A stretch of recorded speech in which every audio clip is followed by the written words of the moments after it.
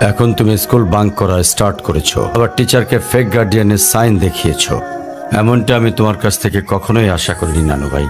Basically ওর কোনো দোষ নেই, ওকে মার্কশিটের সিগনেচারটা আমিই করে দিয়েছিলাম। আর ওকে আজ স্কুল বাঙ্ক করতে দেওয়াটাও আমার ঠিক হয় নাকি, তো ওর হয়ে আমি ক্ষমা চেয়ে নিচ্ছি। সরি।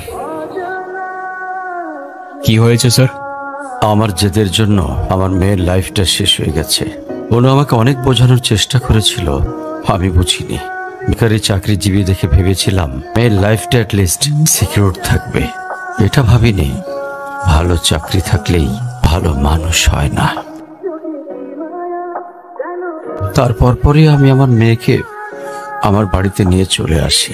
ওদের ডিভোর্সও হয়ে গেছে। যদি আপনি কিছু মনে না করেন, আপনাকে একটা রিকোয়েস্ট করতে চাই স্যার। বলো।